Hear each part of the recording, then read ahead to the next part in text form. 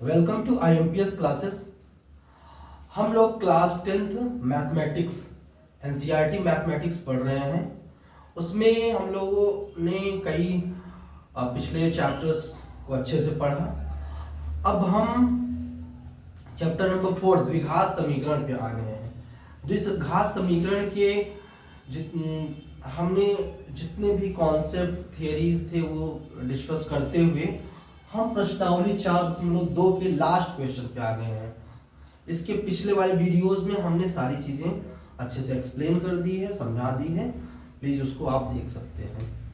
तो हम छठा क्वेश्चन पे आते हैं। लास्ट क्वेश्चन है इस प्रश्नावली का। इसको हम देखेंगे कैसे हल करेंगे। ओके, बहुत आराम से समझेंगे और इसको कैसे करना है वो भी देखेंगे। पहले क्वेश्चन हम पढ़ते हैं। एक कुटीर उद्योग एक दिन में कुछ बर्तन का निर्माण करता है।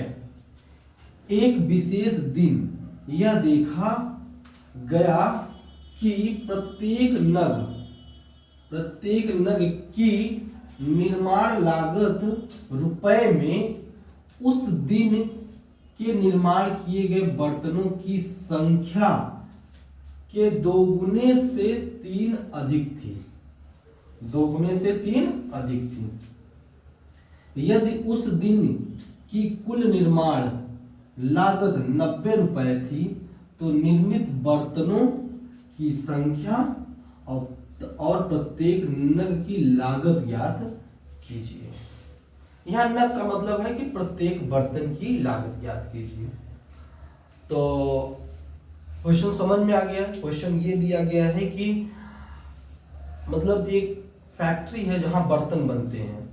उसमें उस फैक्ट्री में एक दिन में एक विशेष दिन ऐसा आता है कि जहां पे ये देखा गया कि जितना उस निर्माण करता है बर्तन उसके 2 गुने से 3 अधिक उसकी लागत है। तो हम कैसे करेंगे इसको हम यहां देख रहे हैं। देखिए कैसे करेंगे। माना, ऐसे लिखेंगे, माना विशेष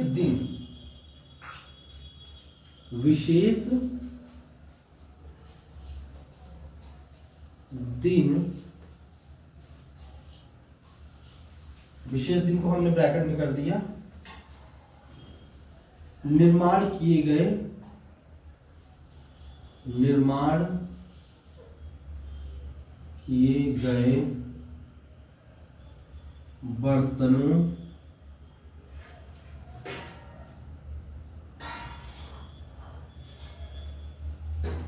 बर्तनों की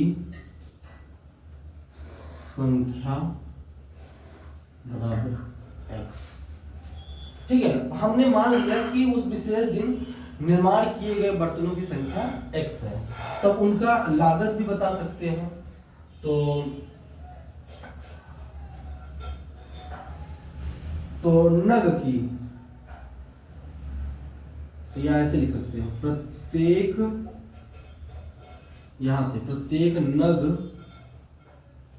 नग की निर्माण, यहीं से लिख रहे हैं, प्रत्येक नग की निर्माण लागत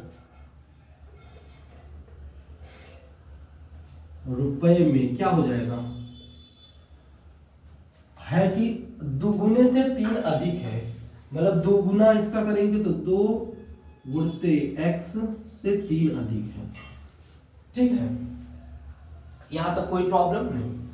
अब हम क्या कहेंगे, नेक्स्ट स्टेटमेंट में दिया गया यदि उस दिन की कुल निर्माण लागत 90 रुपए है। तो यहां पे हम लिखेंगे प्रश्नानुसार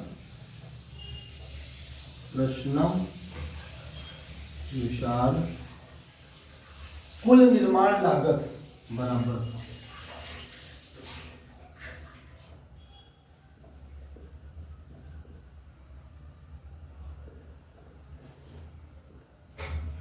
क्या होगा, कुल निर्माण लागत। अगर एक का मूल्य पता है और हमसे किसी दूसरे नंबर का मूल्य पूछा जाए तो उससे हम क्या गुणा कर देते हैं। तो हमको x का पता करना और 1 का हमको पता है। एक का पता क्या है 2x + 3 है, तो कुल हो जाएगा यहाँ 90 पहले लिख देते हैं, 90 रुपए। और इसका यहाँ पे हम निकालेंगे तो x गुणते 2x + 3 बराबर 90। यहां तक समझ में आया, कोई प्रॉब्लम नहीं होगा। अब यहां गुणा कर दीजिए तो 2x² + 3x बराबर 90। तो यहां क्या हो जाएगा 2x² + 3x - 90 बराबर 0। ये आपका द्विघात समीकरण मिल गया। अब यही द्विघात समीकरण हल करके हम x का मान प्राप्त कर लेंगे। तो यहाँ पे हम निकालेंगे द्विघात समीकरण का हल है, तो द्विघात समीकरण क्या है आपका, द्विघात समीकरण आपका है 2x² + 3x - 90 बराबर 0। अब इसको आप गुणा करिएगा तो क्या हो जाएगा। अब मैंने आपको बताया है तरीका, क्या बताया है, यहाँ जो संख्या लिखा है और यहाँ संख्या जो लिखा है, मतलब x² का जो गुणांक है, इसको क्या करेंगे गुणा कर लेंगे और इसका गुणनखंड करेंगे। तो आपका पता है कि 2 और यहाँ 90 हो गया, तो इसको करेंगे 2 9 और यहाँ 2 गुणते 5 10 को कर देंगे 2, यहाँ 3 गुणते 3 गुणते 2 गुणते 5। ठीक है, अब हमको घटाने पे क्या मिलना चाहिए, घटाने पे हमको +3 मिलना चाहिए, +3 मिलना चाहिए। तो देखिएगा 3 त्रिका 9 और यहाँ 10 दूना 20 नहीं, 3 त्रिका 9 दूना 18, 3 त्रिका 9 दूना 18 और 5 दूना 10, 18 में से 10 नहीं, 3 दूनी 6 दूना 12, हाँ 12 और -15 कर लेंगे, 15 - 12। देखिए 2x² + 15x, क्योंकि 5 3 15 कर लीजिए, 15 में से और 4 3 2 दूना 4 3 12। ठीक है, तो यहाँ -12x - 90 बराबर 0। ये आपको गुणनखंड करना आना चाहिए और ये मैंने बताया भी और यहाँ से हमने सिखा भी दिया। अब क्या करेंगे, यहाँ देखो दोनों में क्या है x कॉमन है, तो क्या लिख लेंगे x, तो यहाँ पे 2x + 15 और यहाँ पे क्या आ जाएगा, यहाँ पे आपको दिख रहा होगा 6 कॉमन, 6 कॉमन करेंगे तो क्या हो जाएगा, यहाँ 2x और प्लस 6 कम 6 35 बराबर 0। अच्छा, यहाँ हम कैसे पता कर लिए, यहाँ से भी पता कर सकते हैं कि यहाँ 2x है तो यहाँ भी आना चाहिए, क्योंकि हम गुणनखंड में देख रहे थे कि दो पदों में अलग अलग जो दो पद हो जाते हैं उसमें दोनों में कॉमन रहना चाहिए। तो यहाँ 2x + 15 और बचा क्या यहाँ पे x - 6 बराबर 0। अब क्या करेंगे, इसको निकालने के लिए क्या करेंगे, 2x + 15 बराबर 0, तो 2x बराबर -15 और फिर इसको सॉल्व करेंगे तो x बराबर -15/2, जो कि अमान्य है। ठीक है ना, क्यों अमान्य है, क्योंकि x हमने क्या माना है, बर्तनों की संख्या, बर्तनों की संख्या क्या नेगेटिव हो सकती है, नहीं, इसको लिखेंगे अमान्य, नेगेटिव है तो अमान्य हो गया। अब दूसरा हम लेंगे इसको x - 6 बराबर 0, x बराबर क्या आ गया 6। ये है बर्तनों के निर्माण की संख्या और उसकी लागत। तो यहाँ बर्तनों की निर्माण की संख्या, अब लागत निकाल लीजिए, लागत क्या हो जाएगा 2x + 3, तो 2x की वैल्यू 6 + 3, तो क्या हो जाएगा 12 + 3 बराबर 15। ठीक है, तो लागत आपका 15 हो गया और ये बर्तनों की संख्या हो गई।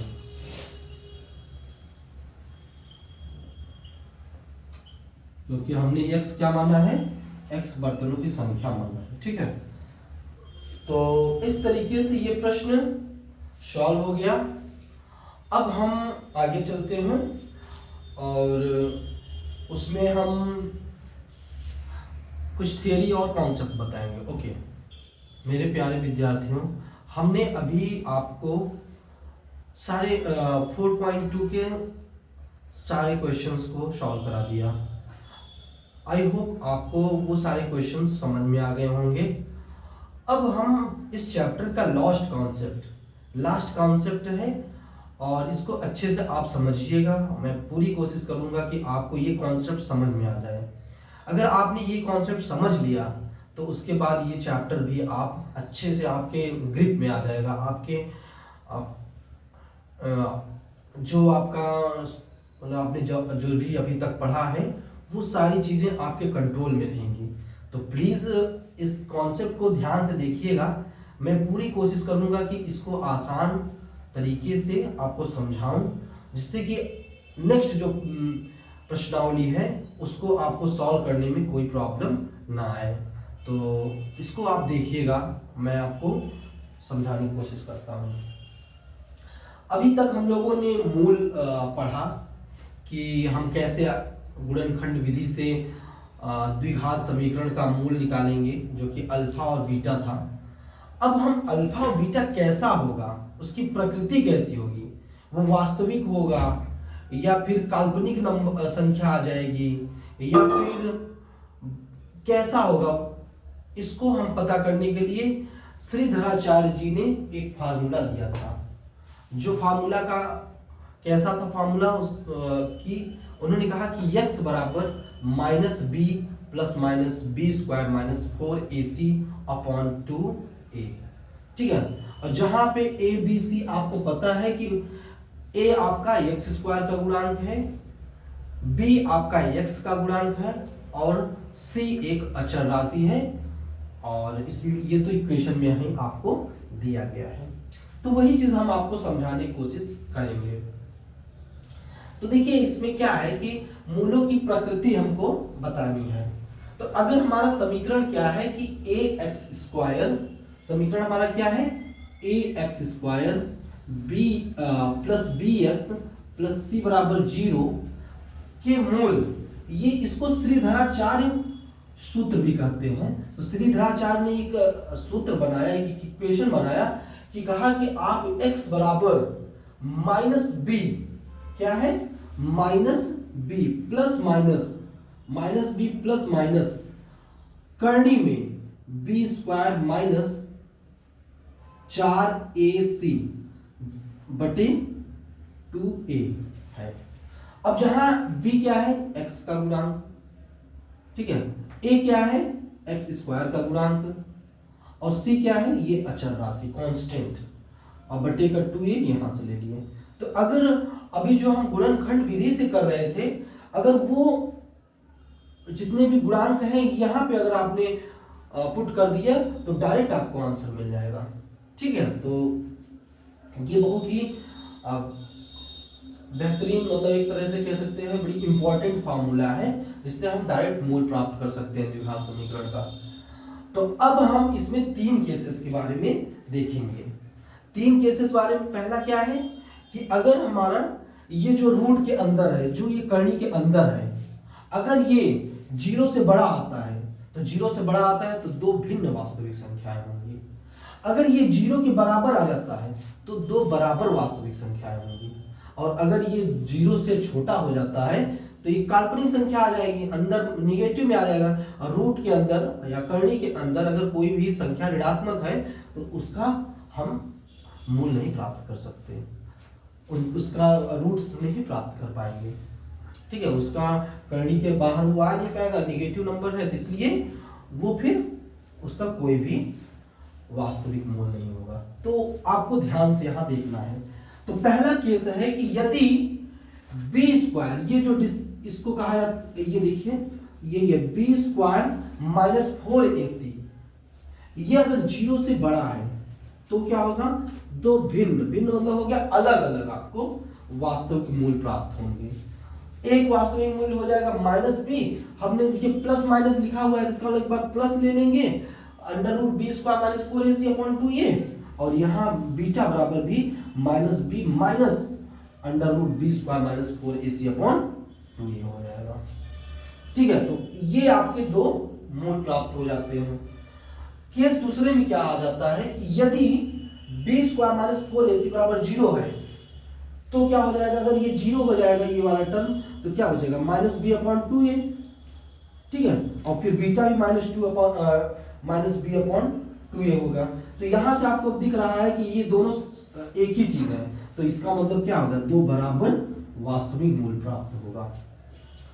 अगर यही चीज नेगेटिव हो जाए, यहाँ पे मतलब ऋणात्मक हो जाए, जीरो से भी छोटा हो जाए, तो अगर कोई भी चीज, अगर मान लीजिए कोई संख्या ऋणात्मक में आ गया, तो क्या इसका आप रूट निकाल सकते हैं? नहीं निकाल सकते। ऋणात्मक में नहीं, हमेशा ये पॉजिटिव में होना चाहिए। तो इस वजह से इसमें क्या होगा, कोई वास्तविक मूल नहीं होगा, मतलब काल्पनिक होगा। ये हम क्लास 12th में या फिर 12th में है या फिर 11th में, वहां पे हम पढ़ेंगे काल्पनिक मूल कैसे प्राप्त करेंगे, लेकिन आपके अभी कोर्स में नहीं है ये चीज। तो प्लीज यहाँ तक आपको समझ में आ गया है। यहाँ 3 केसेस की बात किया गया है। b² - 4ac अगर 0 से बड़ा है तो दो भिन्न भिन्न वास्तविक मूल होंगे। b² - 4ac बराबर है 0 के, तो दो बराबर मूल प्राप्त होंगे, दो बराबर वास्तविक मूल प्राप्त होंगे।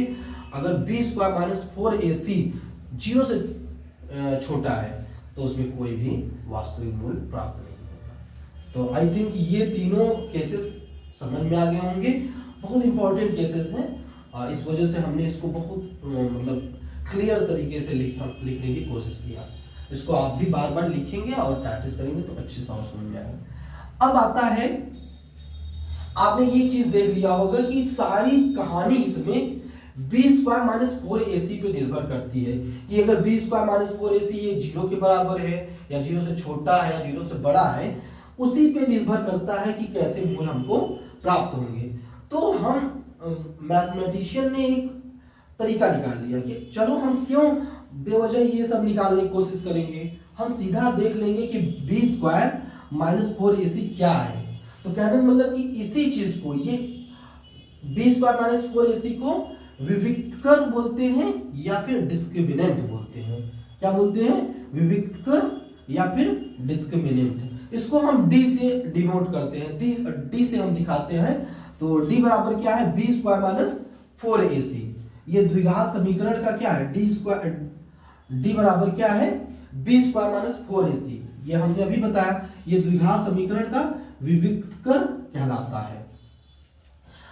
अब देखिएगा, अतः द्विघात समीकरण ax² + bx + c बराबर 0 है।